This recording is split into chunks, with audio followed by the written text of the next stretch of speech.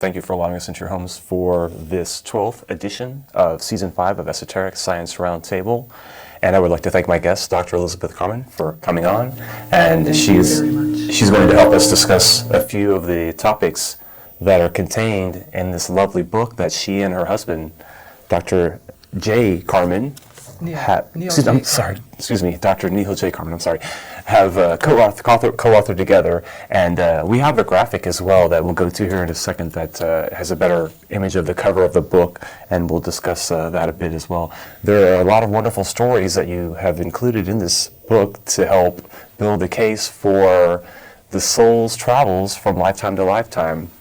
And certainly there are many mysteries relating to that entire process, and in particular the choice that the soul makes in determining the circumstances, the parents, and a lot goes into this process. And if we could begin by starting at that point, obviously. Well, I think it's very important that we understand the science of our birth and our death. We understand that secret mystery of birth, how we came to be born. And we should realize, well, from our research, we have concluded that no one else decides our birth. It is your choice. It is a clear, conscious decision of the individual soul. And that may seem kind of irrational or very controversial, but we have researched, and we're still researching, and this is an ever ongoing process. We've looked at 165 different cultures and religions. We've looked at the ancient peoples, going back into ancient Greece, Plato's writings, for example, the religions of the East, Buddhism, Hinduism, Sikhism, Sufism. We've looked at the Native American peoples of North America. The Australian Aborigine. So there's 165 cultures and religions. The Enlightened Masters, what did they teach on this? The saints, the mystics, all the inner scientists, what did they cognize about this? And then we were very blessed to find people in contemporary society who had gifted memories. We call them gifted memories. Gifted memories are memories of the stage of life prior to biological conception. So it's not a past life recall. In some cases it does include that, but we are not focusing on reincarnation here, although that's part of the process. We're focusing on that in-between state, between death in one life and rebirth in the next. And we do also include stories from traditions who are completely opposed to reincarnation, but they accept the idea of the spiritual world before taking the human birth. So we're all embracing. We don't just propose that reincarnation is the answer, although personally I support that idea, but we are open and express all the different ideas. So certainly there's no shortage of information available to, as you say, contemporary sources, and certainly a wealth of stuff from the ancient writings. Well, you can see that we had a hard time keeping the book small. This is a huge book, and it kind of threatens some people when they see such a large book. I don't have that kind of time. But realize this is not a novel. This is a book you can open up anywhere for an inspirational story. There's over 200 stories, and there's an index in the back. And so it's not a novel you have to start on page 1 and continue through. And people enjoy it in different ways like that. And I also enjoy the fact that the chapters are quite short, so you can just easily pick a little bit here and there and not feel compelled, or intimidated to have to consume a mass amount of this rather large book. And also we illustrated it too. There are 165 illustrations, and we match them up with stories as we're going along. So that is also pleasant to look at something visually to illustrate a point. That's true. And also, so many of the cultures that I have researched or looked into have some reincarnation myth or some belief tied into their culture. It's the rare exception, actually, well, Christianity does as well, if you really delve into some of the writings of the early church fathers and what have you. And so it's obviously shunned in many respects by contemporary Christians, but nonetheless, it does lie at the root of so many of these myths of all these cultures and traditions, it's hard to ignore it. It's hard, as you say, from all the wealth of research that you've done, to not at least consider it as plausible that this does indeed take place, that the soul does indeed find its way from lifetime to lifetime. And so perhaps we could elaborate more so on some of those choices that the soul does make, and what that process entails exactly. I think it is important to understand that we do make these choices. Certainly. And then we will feel that life is a blessing. And it's not a curse. Many people blame their life. And quickly, I think that's why people don't want to believe in reincarnation in many cases, because of this one lifetime is already so overwhelming. Why do we possibly want to do this again, sort of thinking. But yes, that's true. I agree. So let me share one story of a man who had special memories. We call them gifted memories. Right. And when I interviewed him, Glenn Biker, he was a retired military officer in his late 60s. And he said that he gets very upset when people curse their parents and blame their parents for this and that, and that's why their life is the way it is. He said, I remember choosing my parents, and I'd like to tell them they chose their parents, but I don't want to say that. I don't want to be labeled a kook. So he always kept his ideas very private, but he shared his whole story with me, and it's a beautiful memory of he was standing in an assembly of souls on a high ledge, and he said he was overlooking the earth.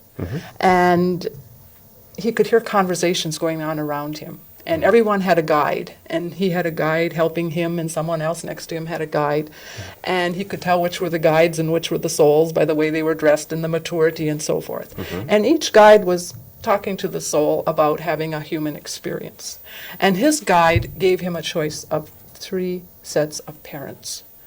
And Glenn saw the parents and was told in this first couple number 1, life will be very easy. It was going to be a rich life, wealthy parents, very comfortable materially. And then the second couple was kind of in the middle. The third couple was going to be very difficult, very challenging, hard to pass God's test.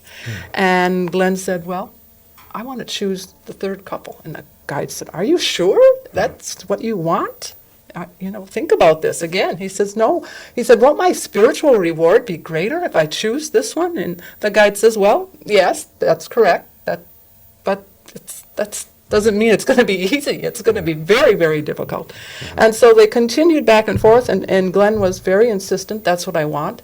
And as soon as he made that choice, he felt himself falling or coming down like at the speed of light in this spiral of light. He said, imagine a candy cane and the white band going around the candy cane. It was like a band of light, and he was going at the speed of light. The next thing he knows, the next memory he has, he's a little boy at the age of 4. So this particular individual, and we have many in the book who do remember, they remember being conceived, they remember being in the womb, they remember being born. In Glenn's case, the first memory, age of 4. And the parents are explaining death because there's been a funeral in the family, and he's being told Aunt so-and-so is no longer with us. And when he hears that, it reminds him, oh, yes, I remember. I understand what that is. That's where I came from. I was in that other world. And he didn't say any more to his parents, but then by the age of 7, he came home one day and said to his mother, I came home from school and she's getting ready for dinner, and he said to Mom, Mom, was I placed with you and Dad when you were in the front seat of a car? And his mother looked at him and said, what? We don't talk about that. That's not decent. So little Glenn had to just be quiet. Had a memory of his conception, in other words? In other words, we'll tell you all about it as we go along the story here. So what happened is Glenn had this videotape in his mind, and as the years passed, he never heard anyone else talking about choosing their parents. And he wondered, maybe there's something wrong with me psychologically. And he's a married man now. He's in the military. Certainly the military would learn so much. And he's thinking, I'm 25 now. I still have this memory, very vivid memory. I need to set the record straight. So he made a special visit home, went home, sat Mom and Dad down, said, can you tell me where I was conceived? Can you remember? Can you tell me what it was? Mom said, oh, that's 25 years ago, Glenn. How can we remember that? He said, what if I supply some details? Could you verify them? And she turns to her husband and says, yes. And they're starting to turn a little red in the face, not too bad yet, but as the story goes along, Glenn says, was it in the front seat of that 1919 Overland car? And the mother turns to the father and says, Gus, you haven't been talking to this boy, have you? And he says, no, Hilda, I won't talk about that. And he said they had been in a car, driving along a country road, started kissing and hugging in the front seat, and slowly pulled off the side of the road. And the mother looked in the back. There was a little girl, the daughter, his older sister, sleeping in the back. She was checking, make sure the little girl's asleep, for heaven's sakes. The little girl was asleep. Glenn described her hands were behind her back. Her head was towards the driver's side, lying in the back seat. And he said, everything. He described the rest of it. They took off their clothes, the door opened, whatever. He described it. The parents just started turning beet red, and they confirmed every detail.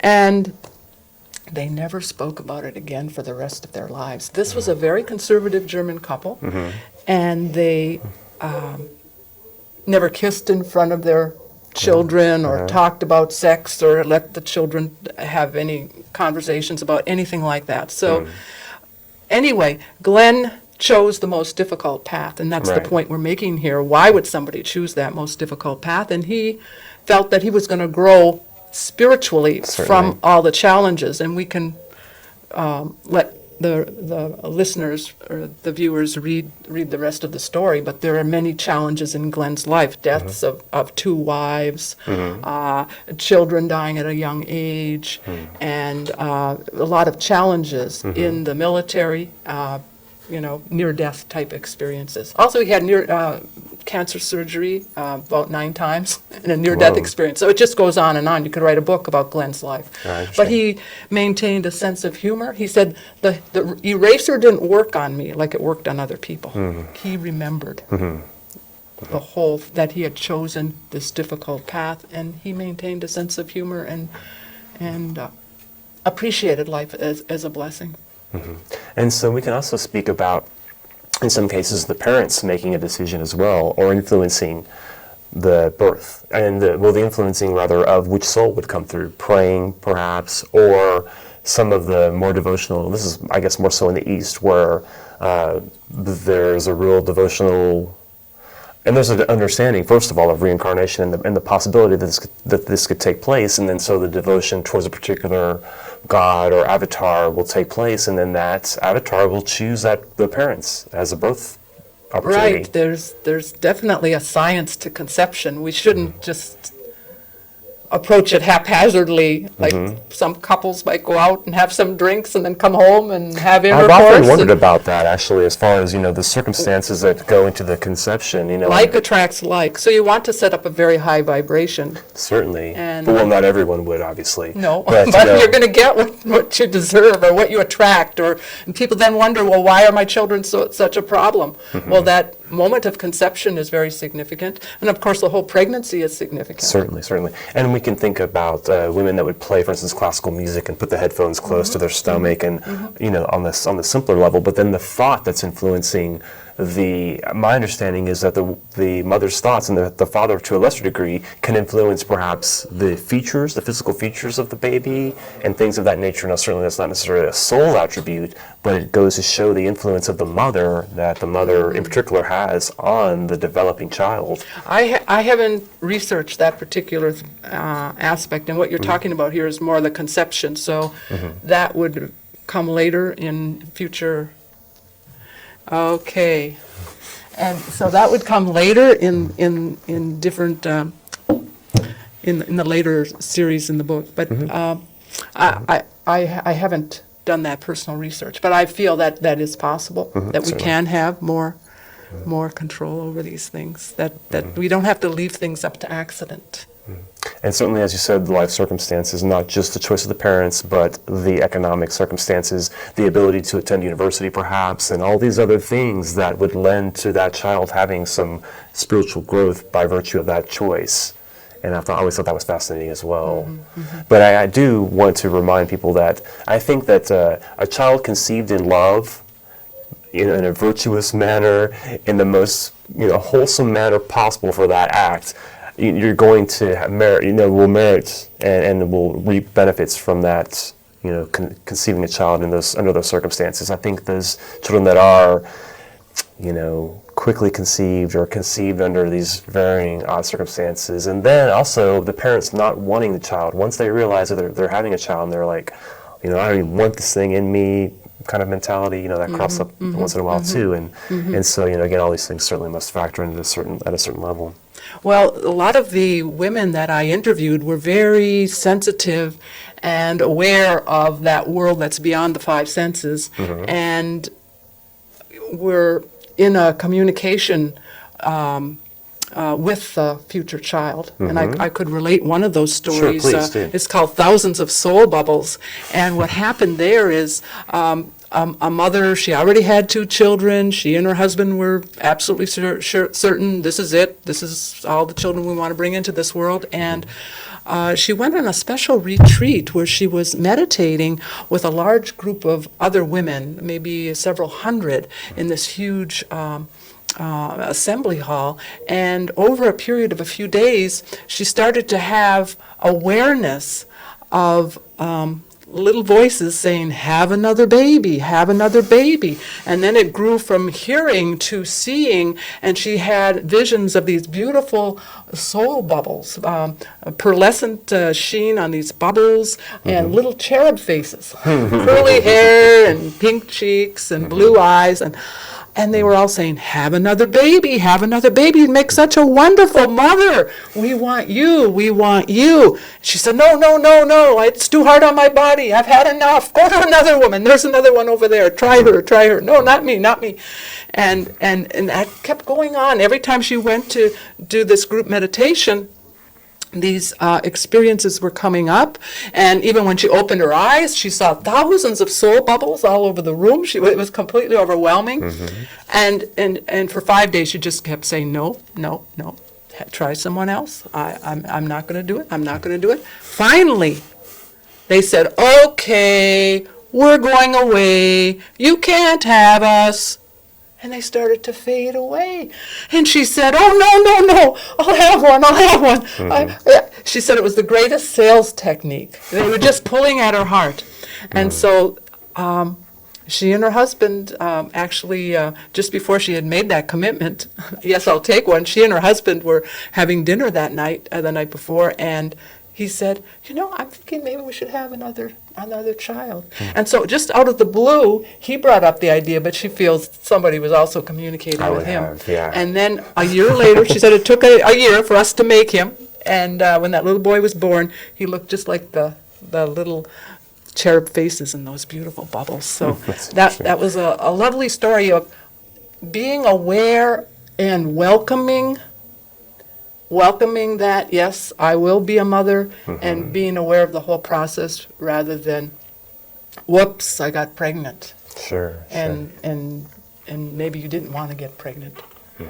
Well, with so many existing women on the planet, you would think there would be ample opportunity to find, the right and proper conditions to suit you and your evolution. So, I think there's a lot of souls wanting to come in, so they're out there fighting and tugging, get in. Right, exactly. Yeah, I guess it's like trying to get into a school, The parents camp out overnight and they're waiting to get in. They want to get their kid in the best school. That's interesting. But again, some of the kids coming in seem to know of some mission at hand. They seem to know what they want to be, and they want to help or heal or, work with animals, any number of things that they seem to already be fully prepared for. They seem to have the ample toolkit ready to handle the task, and that seems to be interesting to me as well. Well, yes, the children that we found through these interviews were were very mature, much more mature than, in having healing abilities and various things like that, or kind of like psychic type of abilities. One little boy, I could share an experience at the age of 2. He said to his mother said to him, "Oh, Taylor, I appreciate you. You're such a wonderful little boy. I just love you. I'm so thankful you're my little boy." And the little 2-year-old looked at her and said, "But Mommy, didn't you know? I chose you to be my mommy." And she said, "What? Run that by me one more time." He says, "I chose you to be my mommy because I loved you and I knew you would take good care of me." And she said, "Oh, really?" And he says, "Well, you also chose me. It's both ways. I chose you and you chose me." And she just said, "Well, that works good for me. How is it for you?" And he said, "Yeah, it's good for me too." Here he is, 2 years old. And she said she walked out of the room, she's just shaking her head, and she thought, he's just talking this advanced Buddhist philosophy, and it just blew her mind, because she had never spoken to this little 2-year-old about reincarnation or karma or any of this advanced these advanced Those are very spiritual abstract ideas. thoughts for a 2-year-old to even try to grasp and comprehend. Yeah. So, and this little boy was way ahead of himself in every way. And then at 3.5, the next thing that happened, well, I should explain what happened during the pregnancy first. During her pregnancy, she started to feel she knew when Taylor landed, okay? And he landed at about, I think, 11 weeks. She felt him coming in. She was on her way to the Renaissance Festival with her husband, and they were driving in the car, and boom, she said, "He's here. I felt him come in." And the husband says, "Yeah, I know. I felt him too." They could feel the energy shift. And she said that whole day at the Renaissance Fair, it was like he wanted to do one thing, she wanted to do another. It's like two souls in one body. So she had to get used to not being the dominant soul in that physical body. And that continued to happen throughout the whole pregnancy. He would have certain likes and dislikes. He liked certain tastes and certain smells, and she had to accommodate him. And what happened is she started to desire grapes and cottage cheese. She would eat her normal meal, her husband and they would sit down and have dinner, and then she'd get up, go to the refrigerator, get a big bowl of grapes and a big bucket of cottage cheese and start eating, and her husband would say, "What's wrong with you? We just ate. Now you're eating this. What's wrong?" She says, "Oh, this is what he wants. I can't help it. This is what I'm doing." And then when she went to check with her doctor, she said, "Do I need any prenatal, do I need any vitamins, And the doctor said, "Well, just write down your normal diet." And so Beverly wrote down what she'd been eating, and the doctor looked it over. She said, "Your diet is absolutely perfect. You don't need any vitamins." Beverly said, "You're kidding. Everybody needs something." And she said, "No, you're absolutely perfect." She said, "I wish every woman would be like this." And Beverly didn't dare tell her, "Well, my little boy here in the womb is telling me what to eat." And so, and then, so let me get to the point about what happened. And then when he's three and a half, so throughout the whole pregnancy, she's kind of eating certain things. She even got into the chocolates and eating a lot of chocolates, like big 5-10 chocolates at a time or something. And her husband would say, "Well, what are you doing?" And she'd say, "Oh, just leave me alone. This is what he wants." So anyway, when he was 3.5, he said, she was sitting with a friend, and her friend was pregnant, and Beverly asked, "Well, when is your due date?" And she said, "Well, it's March 7th. And Beverly said, "Oh, you can't pay any attention to what those doctors say on those due dates. Look at Taylor here. He was due on the 16th of the month, and he didn't come. They gave me drugs. That didn't work. Finally," she said, "they had to haul him out with cesarean, like 1 month after her due date. They finally, he was finally born." And little Taylor sitting there listening to this conversation between mother and her pregnant friend, and he's 3.5, and he says, "Yeah, it was great in there. Your own swimming pool and all the food you could eat." So little Taylor, also when he was born, after he started eating solid food, all he wanted was grapes and cottage cheese. And so she would try to sneak some oatmeal or cereal or different things in there because she was a little concerned he wasn't getting what he wanted. But he really loved the grapes and cottage cheese. So anyway, a very, very precocious child, and this is just one example of his memories. He also remembered being born and the circumstances at the birth, and then he was just so much more mature than the other children in terms of his vocabulary and just his whole way of being that she didn't think he was different until she brought him to the, the nursery school. She saw the other kids just, and she realized, wow, he's like a 40-year-old in a 4-year-old body. Wow, interesting. I meant to bring another book as well that gives examples of some of these so-called precocious children, in that a lot of people that were considered, great inventors and things of that nature, even as far back as a couple hundred years ago, were really, proficient with reading early on, and they demonstrated certain traits and certain capacities very early on, and that seems to be indicative of this sort of condition. So how do we recognize these the children that are bringing these gifts through, and they're having these gifted memories, and that seem to be a little bit more advanced as far as their soul development? Well, I think their traits are obvious to most of the parents. I mean, what we're talking about, it's, of course, in Beverly's case, she was taking it for granted until she was kind of innocent and naive, I think, because she didn't realize it till she compared them to other children. So I think it's just obvious. I'm not quite sure what you're thinking of here. Well, I mean, certainly everyone's going to think, I would imagine that, their child is special and is a wonderful, great, gifted child. But certainly some are going to be more apt to, understand certain things and seem to be, again, mission-oriented. And when we recognize that, I guess I'm encouraging people rather more so than what can we do. I'm encouraging parents to look for these traits, and when these are recognized, do what you can to have a dialogue with your child, have some rapport. That's good, but also I want to say that every child coming in is coming in a wholeness until about the age of 3. And then what happens is, instead of bringing them up, we start bringing them down. We start suppressing them. For example, we come in with 100% of the female energy and 100% of the male energy, and we feel that wholeness, the masculine and the feminine.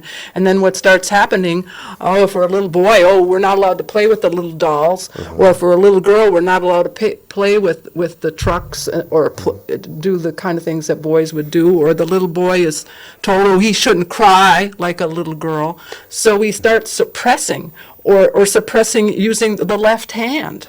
Suppressing using the left hand to do anything. The left hand is connected to the feminine side of us.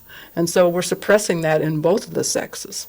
And so I would encourage parents to let the child use both hands, because they're connected to different parts of the brain. If you start suppressing half, pretty soon they're going to feel like half of them is missing. Well, I think, that's very symptomatic of the duality that we exist in, and that very shortly after they do reach, a pretty young age, and they're starting to be cognitive, that these dualities are going to be hammered into them, because that's part of the learning process, and so they're going to have to relearn duality once again, and all its facets and all its, all this and all its glory, basically, and then to relearn how to discern and find that balance again, and find that wholeness again, in the context of Well, one thing, a lot of times children like to twirl around, like and the parents will say, parents look at them and they start getting dizzy and they don't want them to hurt themselves, so they stop that. But this is a way that the young child is balancing his energy centers, and if just put some cushions down, let the child whirl around. Also, the clothing that we one-piece outfits. One complete outfit rather than a different top and a bottom creates more of a wholeness in the child. Otherwise, you're dividing, or tight clothes, very tight clothes disconnect the top, upper and lower body. So there's different things to do to help the child from being brought down, because there's so much in the media and that we think we're doing the right thing, but there's a lot of ignorance, I'm sorry to say. Well, I agree with you wholeheartedly. And I think more often than not, or in many, many cases, the child, the incoming soul, is advanced and is going to teach the parents a lot of lessons in many cases. And Well, that's a good point. I well, think, perhaps yeah. we could touch on as well. I did touch briefly on it as far as perhaps in some cases the mother, not wanting a child, and so in the event of, in the natural circumstance of this, a miscarriage, or choosing abortion and choosing to not have the child consciously, and the ramifications of that, both for the incoming soul and for the parents as well, making that decision. Did you care to comment on that? Well, that's a good point. We have a beautiful story in the book called Message of the Bumblebee, where a young mother, she's got one child already, and she's having communications with a soul who wants to come in to join the family. And it's not the right time, but she does become pregnant, and she has a conversation with the soul. And she's sitting, she goes out into her backyard and she says, "Oh, I love you and I would love to be your mother, but 3 conditions have to be met. Could you please come back? Right now, I want to finish my education." She was working on her master's degree. "I would like time for our marriage to heal. And we need more financial stability so we can move into a bigger home." They already had one child. "So please come back when those goals are met." And she was writing these in her journal.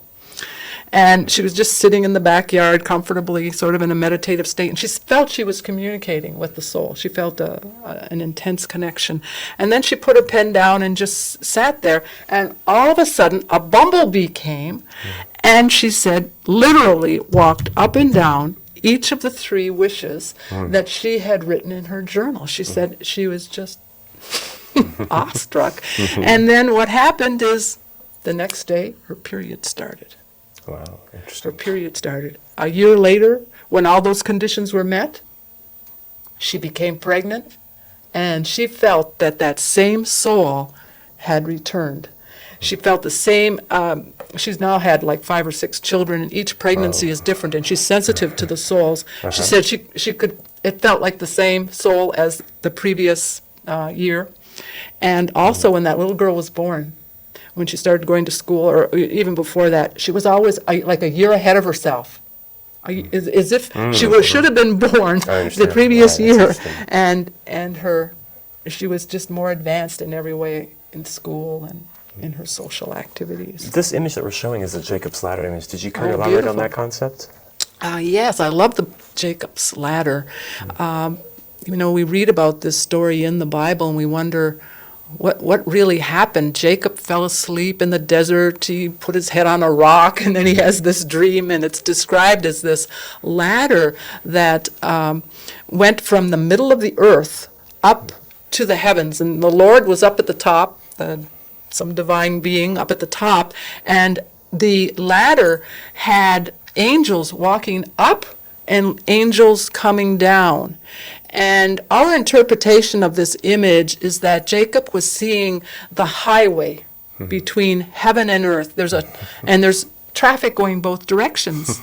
There's the souls that are coming from the higher worlds to experience earthly life, and the angels are escorting them down to these lower frequencies. And then at the time of death, these souls are escorted back. And so this is a beautiful image that also is expressed in other traditions as either a bridge or a rainbow. In some of Plato's works, they describe it as a pillar. So there's different ways that this highway has been described. And if I could, I'd like to share one from the Native American tradition where they describe the highway as a bridge. And in this case, it seems to be kind of like some kind of an altered state of awareness that happens. A young couple are married, and shortly after that, the wife loses her life, and the husband is in deep grief and sits by her gravesite and starts praying to her, "Please come back to life." And after he doesn't eat, he doesn't drink any water, he just stays by her gravesite. Finally, she emerges with all of her burial garments on and is surprised to see him there and says, well, I'm going to the land of the ancestors and you can't come with me. I'm sorry. And he says, no, I love you. I can't be separated from you. I want to go with you. And so this Native American tradition describes how he follows her, and after several days they reach this furious river, this barrier that only she can cross because there's a bridge as fine as a spider hair going across the bridge. And she starts to make her way across, and he starts crying, oh, please help, I can't do it. He is still somehow connected to the physical world. He hasn't really, he still has his physical body somewhere. He's probably on his silver cord or following her or whatever the story is. We don't have all the details, but it's what happens is she says, oh, all right, I'll help you along. So she assisted him. As they're going across this bridge, they see the light on the other side. They see that it's the land of the ancestors, and they see the heavenly world. As they're passing over, they are met by an oncoming stream of little children walking from the heaven land of ancestors, coming to earth to be born into their tribe. So here we have the two-way traffic again, just like in the Jacob's Ladder. We have the two-way traffic in this Native American tradition. So we have these ideas coming expressed in the terms of that culture. And it's really beautiful to find the unity underlying the diversity, the different traditions, but yet there's something consistent there. And I think certainly, all of the archetypes that these myths are based on are common to our humanity. So certainly underlying these myths, we're going to find these commonalities of one humanity, one soul, one, human experience ultimately. And so it's interesting to see it differentiated and fractured into 6.5 billion plus souls on this planet.